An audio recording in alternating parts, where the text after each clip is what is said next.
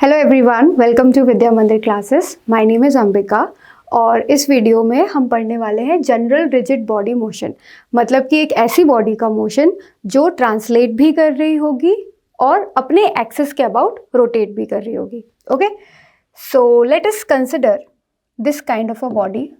तो आप देख सकते हो कि ये जो बॉडी है ये अपने एक्सिस के अबाउट, जो कि इसके सेंटर से पास हो रहा है, रोटेट भी कर रही है और इसके साथ साथ इसका जो सेंटर ऑफ मास है ये आगे भी बढ़ रहा है कुछ वेलोसिटी से, लेट्स कॉल इट वीसीएम, तो ट्रांसलेट भी कर रही है। ठीक है, नाउ हम इसमें क्या करने जा रहे हैं, मान लेते हैं कि हमारे पास यहाँ पे एक ग्राउंड ऑब्जर्वर है। ठीक है, और यहाँ पे एक पॉइंट है जो इसका सेंटर है, लेट्स कॉल इट ओ, और कोई भी जनरल पॉइंट है, लेट्स कॉल इट पी। ठीक है, तो अगर मैं आपसे पूछूं कि इस ग्राउंड ऑब्जर्वर को ओ का मोशन कैसा दिखाई देगा, तो आप क्या कहोगे? Straight line. तो मतलब हम कह सकते हैं कि velocity of O with respect to G, इसका मोशन आपको कैसा दिखाई देगा? Straight line. ठीक है, जो हम कह सकते हैं कि सिंपल है। अब उसके बाद अगर मैं आपसे पूछूं कि आपको P का मोशन O से अगर आप देखोगे तो कैसा दिखाई देगा, इसको समझने के लिए आप क्या कर सकते हो, कंसिडर कर लो कि लेट्स से हमारे पास एक कार्ट है। ठीक है, इस टाइप का एक कार्ट है और इसमें एक जाइंट व्हील रखा हुआ है और ये कार्ट भी आपका आगे की तरफ जा रहा है और आप यहाँ पे खड़े हुए हो। ठीक है, और इस जाइंट व्हील के सेंटर में एक पॉइंट है ओ, जहाँ पे एक ऑब्जर्वर बैठा हुआ है और यहाँ पे क्या है, कंपार्टमेंट्स होते हैं ना जिसमें हम बैठते हैं, ये सारे कंपार्टमेंट्स है, ये घूम रहा है। ठीक है, तो क्योंकि ये कार्ट भी आपका आगे बढ़ रहा है कुछ वेलोसिटी से, लेट्स कॉल इट वी, तो अगर एक ग्राउंड ऑब्जर्वर इस कंपार्टमेंट में बैठे हुए लोगों को का मोशन ऑब्जर्व करेगा तो उसको कुछ और दिखाई देगा। लेकिन अगर ये ओ ऑब्जर्वर, मतलब जो कि इसके सेंटर पे बैठा हुआ है, अगर ये उस कंपार्टमेंट में बैठे लोगों का मोशन ऑब्जर्व करेगा तो उसे क्या दिखाई देगा कि वो सर्कल में घूम रहे हैं। तो हम कह सकते हैं कि velocity of this point P with respect to O, इसका पाथ क्या होगा? सर्कल। ठीक है, which is again a very simple path. But अगर मैं आपसे पूछूं कि velocity of P with respect to G, मतलब ये ग्राउंड ऑब्जर्वर को P का पाथ क्या दिखाई देगा, तो अब ये थोड़ा सा कॉम्प्लिकेटेड हो जाता है। कैसे? एक स्पेशल केस होता है जिसमें ये साइक्लॉइड रहता है, मतलब इसकी जो ट्रैजेक्टरी होती है उसको हम साइक्लॉइड कहते हैं। That also happens in only one case, जब प्योर रोलिंग हो रही हो। तो लेट अस सेटल विथ कि उसका मास थोड़ा, उसका जो ट्रैजेक्टरी होता है वो थोड़ा सा कॉम्प्लिकेटेड होता है। ठीक है, but what we are interested in is this thing, velocity of P with respect to ground, जो कि complicated है, right? तो my question is कि हमारी क्या अप्रोच होनी चाहिए? Do we know already anything जिससे हम इसके मोशन को सिंपल बना सके? Yes, we do, and that is concept of relative motion. ये सब हमने पढ़ रखा है। एसेंशियली रिलेटिव मोशन क्या है? It is just a way of changing point of view of how you look motion of an object. कहने का मतलब, अगेन एक सिंपल सा एग्जांपल लेते हैं कि अगर ये एक बस है, ठीक है, और हमारे पास एक ग्राउंड ऑब्जर्वर है। ठीक है, और ये जो बस है इसको B बोल देते हैं और इसमें एक पैसेंजर बैठा हुआ है। ठीक है, तो अगर मैं आपसे पूछूं कि इस पैसेंजर की velocity with respect to ground क्या होगी, तो आप क्या करते हो? इसको सिंपल बनाने के लिए पैसेंजर की वेलोसिटी विथ रिस्पेक्ट टू बस निकाल लेते हो, फिर इसमें क्या ऐड कर सकते हैं हम? बस विथ रिस्पेक्ट टू ग्राउंड। ये हम सब ऑलरेडी पढ़ चुके हैं, राइट? तो यहाँ पे हम वही यूज़ करने वाले हैं। In fact, this is one of the most beautiful application of this concept which is relative motion. तो यहाँ पे हम क्या करने वाले हैं कि एक जो कॉम्प्लिकेटेड मोशन जो एक्चुअली हमें पढ़ना है उसको हम ब्रेक करने वाले हैं दो बहुत ही सिंपल मोशन में। तो velocity of this point P, let's call it P, with respect to ground, यहाँ पे बना देते हैं ग्राउंड ऑब्जर्वर। इसको आप क्या लिख सकते हो, इसको आप लिख सकते हो velocity of P with respect to O plus velocity of O with respect to G। अब ये बड़ा सिंपल हो गया क्योंकि ये आपका क्या है, सर्कुलर, और ये आपका स्ट्रेट लाइन। ठीक है, ऑल राइट। अब अगर मैं इसमें 4-5 स्पेसिफिक पॉइंट है, ठीक है, जिनके बारे में हम बात करेंगे। Let's call it A which is the top most point, B, C, D। अच्छा, ये वेक्टर सम है, ठीक है। तो वेलोसिटी ऑफ पॉइंट A मुझे देखना है, तो वो क्या हो जाएगा, velocity of point P with respect to O, मतलब A देख रहे हैं तो A with respect to O, तो O को क्या दिखाई देगा कि A आपका ओमेगा R से आगे की तरफ जा रहा है ना। एक काम करते हैं, सबकी वेलोसिटी लिख लेते हैं with respect to O। B को O को B का मोशन कैसे दिखाई देगा कि ये ओमेगा R से नीचे जा रहा है ना। इसका दिखाई देगा कि ये ओमेगा R से पीछे जा रहा है, और इसका दिखाई देगा कि ओमेगा R से ये ऊपर जा रहा है, ठीक है। पर हमें देखना है ग्राउंड के रिस्पेक्ट में, तो O with respect to G, मतलब कि O की वेलोसिटी ऐड करनी पड़ेगी सब में। तो ये आपका हो जाएगा VCM, ये आपका क्या हो जाएगा, इस डायरेक्शन में VCM, ठीक है। वेक्टर सम करना पड़ेगा हमको, इस डायरेक्शन में VCM और इस डायरेक्शन में VCM। सिमिलरली अगर कोई जनरल पॉइंट लेते हो तो इसकी velocity with respect to O इस डायरेक्शन में आ जाएगी परपेंडिकुलर, और ये क्या हो जाएगा, वेलोसिटी ऑफ CM। तो इस तरह से आप किसी भी पॉइंट की वेलोसिटी लिख सकते हो, ऑन फर्दर डिफरेंशिएटिंग एक्सेलरेशन भी लिख सकते हो, ठीक है। तो यही चीज़ हमने यहाँ पे लिखी हुई है, हर एक पॉइंट की वेलोसिटी। नाउ हमारा इंटरेस्ट रहेगा ये वाला पॉइंट, ठीक है। क्यों, देखते हैं। अब एक कॉन्सेप्ट है जिसे हम प्योर रोलिंग बोल देते हैं, कभी रोलिंग विदाउट स्लिपिंग, कभी कभी क्वेश्चन में बस इतना लिखा आ जाता है कि सरफेस इज सफिशिएंटली रफ, या कई बार सिर्फ रफ गिवन होता है, ठीक है। तो ये सब एक ही बात को कहने के 4 तरीके। हम इंटरेस्टेड हैं इस पॉइंट की वेलोसिटी को समझने में। तो हमने देखा था कि इस पॉइंट की वेलोसिटी कितनी आ रही है, आगे की तरफ आगे की तरफ VCM,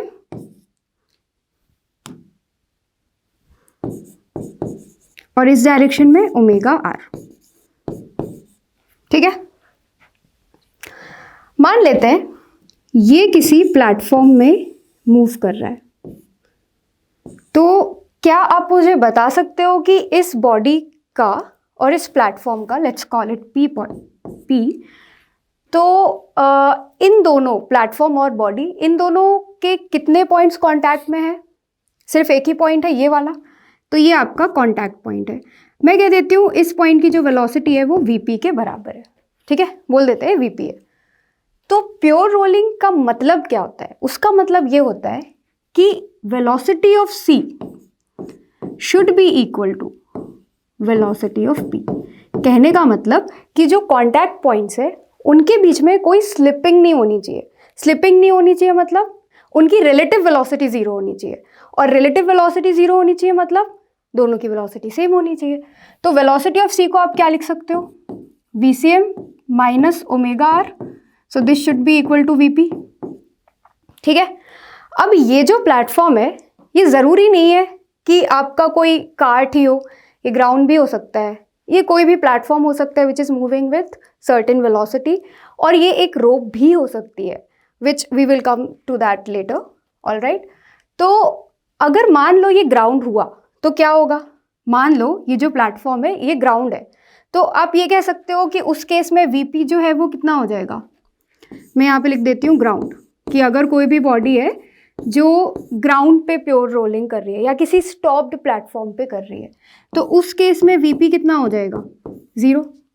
तब हम कह सकते हैं कि VCM minus omega R for that situation will come out to be 0, which means VCM हो जाएगा आपका ओमेगा आर। ठीक है, तो VCM equal to omega R pure rolling नहीं होता है। प्योर रोलिंग का मतलब होता है कॉन्टैक्ट पॉइंट की रिलेटिव वेलोसिटी 0। अगर दूसरा जो कॉन्टैक्ट पॉइंट है वो ग्राउंड है तो VCM equal to omega R आ जाता है। So all right, then let's discuss this question. Find acceleration of both the masses if system is released from rest.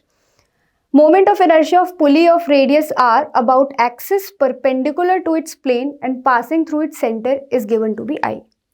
अब यहाँ पे इस क्वेश्चन को डिस्कस करने से पहले हमने जो NLM में पढ़ा था आइडियल पुली क्या होता है, क्योंकि ये वाला पुली हमारा आइडियल नहीं है। ठीक है, वो एक बार थोड़ा सा देख लेते हैं। मान लेते हैं कि हम क्या करते थे, ये टेंशन T है, ये टेंशन T है और ऊपर की तरफ जो टेंशन है मान लेते हैं ये T डैश है। ठीक है, तो आइडियल पुली हम किसे कहते थे, जिसका मास कितना होता था, 0।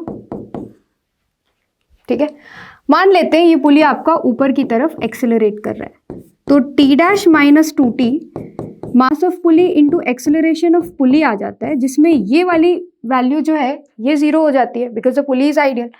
तो T डैश की वैल्यू यहाँ से 2T के बराबर आ जाती है। ठीक है, अब जब यहाँ पे T और यहाँ पे T की बात आती है तो हम कहते हैं इन दोनों साइड टेंशन की वैल्यू सेम है। ये हम क्यों कहते थे, ये इसीलिए कहते थे कि अगर आपने इसको T1 बोल दिया, इसको T2 बोल दिया और ये ऊपर वाला point let it be T dash. Okay, तो अगर मुझे इसका रेडियस R है, अगर मुझे इस पुली में कितना टॉर्क लग रहा है ये कैलकुलेट करना है, तो ये आपका हो जाएगा T1 माइनस T2, ठीक है, times R। This is the torque about the centre which can be written as equal to I alpha, है ना। और ये I क्या होगा, I कुछ mk स्क्वायर टाइप का होगा, where k is radius of gyration. So depending on की पुली है या रिंग है वो डिस्क है या रिंग है वो अलग अलग होगा। तो अगर यहाँ पे मैं ये कह रही हूँ कि ये आइडियल है, मतलब इसका जो मास है वो 0 है, तो विच मीन्स यही 0 हो जाएगा। तो हम क्या करते थे, even if the pulley was rolling, हम T1 इक्वल टू T2 लिख देते थे।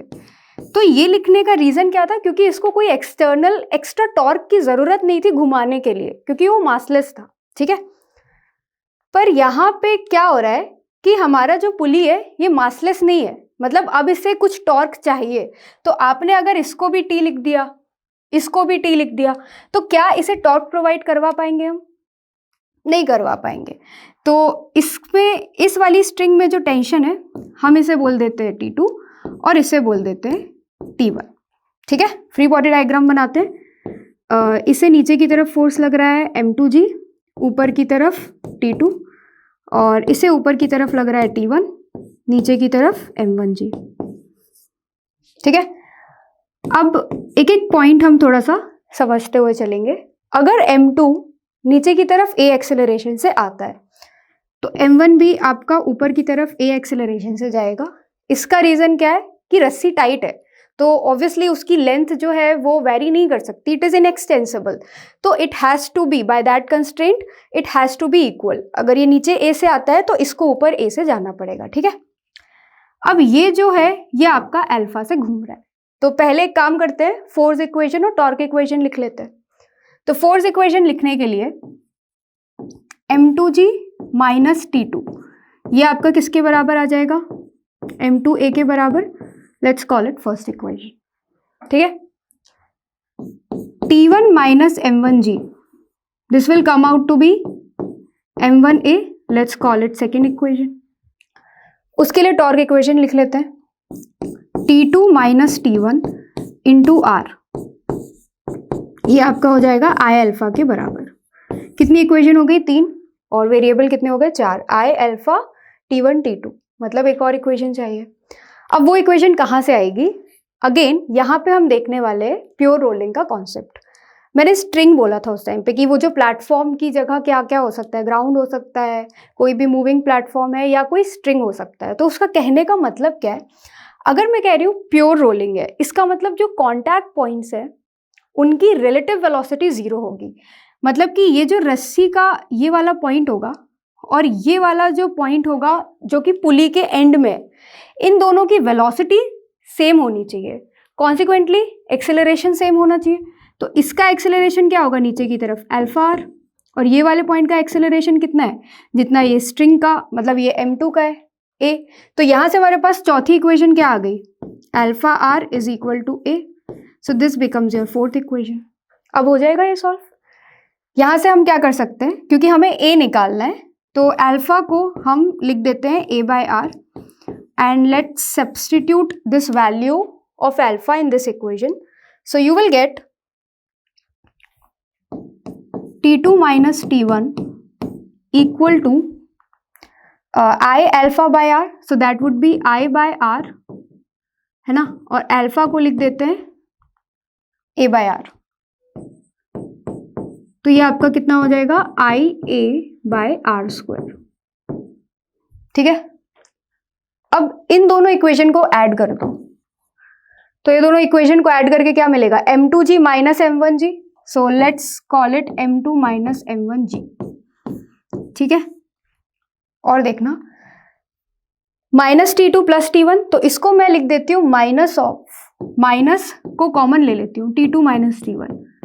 ठीक है, ये किसके बराबर है, m1 plus m2 into a। ऐसा मैंने क्यों लिखा, क्योंकि मैं T2 माइनस T1 की वैल्यू सीधे यहाँ से उठा के सब्स्टिट्यूट कर सकती हूँ। तो कितना आ रही है ये value, I A by R square. तो m2 minus m1g, this will come out to be m1 plus m2। ठीक है, प्लस ये वहां चला जाएगा, तो T2 माइनस T1 हो जाएगा I by R square into a। ठीक है, तो ये आपका किसके बराबर हो जाएगा, a की वैल्यू आपकी आ जाएगी m2 minus m1 divided by m1 plus m2 plus I divided by R square into g. So this will be your final answer. ठीक है, तो सेकेंड स्लाइड में तो मोस्टली कैलकुलेशन थी, पर एक बार फर्स्ट स्लाइड में हम देख लेते हैं कि इसमें ध्यान देने वाली बात कौन सी थी। पहली तो ये थी कि इन दोनों साइड टेंशन अलग अलग होगी। क्यों होगी, क्योंकि ये मासलेस पुली नहीं है, तो उस वजह से इसको कुछ एक्स्ट्रा टॉर्क चाहिए इसको रोटेट करने के लिए, राइट। और अल्फा आर ए के बराबर क्यों होगा, क्योंकि प्योर रोलिंग हो रही है। ठीक है, आगे बढ़ते हैं। एक सिमिलर एग्जाम्पल है, इसको कंसिडर करते हैं। The disc of radius r is confined to roll without slipping at A and B। अब यहाँ पे A में और B में दो अलग अलग प्लेटफॉर्म है कह सकते हैं, और दोनों में ये स्लिप नहीं कर सकती। ठीक है, प्योर रोलिंग हो रही है। अब प्योर रोलिंग अगर हो रही है तो अभी हमने इसका मतलब समझा है कि प्योर रोलिंग का मतलब क्या है, कि कॉन्टैक्ट पॉइंट, पहले तो आप कॉन्टैक्ट पॉइंट ढूंढो, ये दोनों और ऊपर के दोनों पॉइंट, इनकी वेलोसिटी सेम होनी चाहिए, बस इतना सा ही कॉन्सेप्ट है। तो इसकी वेलोसिटी कितनी हो रही है, इस डायरेक्शन में v0 और इस डायरेक्शन में, क्योंकि O के पर्सपेक्टिव से देखोगे तो इस डायरेक्शन में ये ओमेगा नॉट r से जा रहा है। ठीक है, सिमिलरली इस पॉइंट की वेलोसिटी कितनी हो जाएगी, v0 plus omega naught r। इस पॉइंट की वेलोसिटी 3v और इस पॉइंट की वेलोसिटी v। तो दोनों इक्वेशन को सॉल्व कर लो। v will be equal to, और let's v is equal to omega naught r minus v naught. एक ये इक्वेशन बनेगी, दूसरी क्या बनेगी, v naught plus omega naught r, ये आपका 3v के बराबर है। ठीक है, दोनों को अगर ऐड करेंगे तो क्या मिलेगा, 2 omega naught r is equal to 4v। तो ओमेगा नॉट की वैल्यू कितनी आ गई, 2v बाय आर। ठीक है, और अगर मैं v नॉट की वैल्यू निकालना चाहूँ तो ये तो सही आ गया, angular velocity of disc is 2v by R. और हमें क्या पूछा, लीनियर वेलोसिटी v नॉट। तो v नॉट कितना हो जाएगा, v नॉट आपका हो जाएगा v omega naught r minus v, है ना, इस इक्वेशन से। तो ये कितना हो जाएगा, 2v by R into R minus v। तो कितना हो जाएगा ये v, तो ऑप्शन ए जो है वो भी आपका सही हो जाएगा। ऑब्वियसली बी और डी गलत है, ठीक है। So that's it for this video, and if you want more videos like these, please consider subscribing our YouTube channel. Thank you.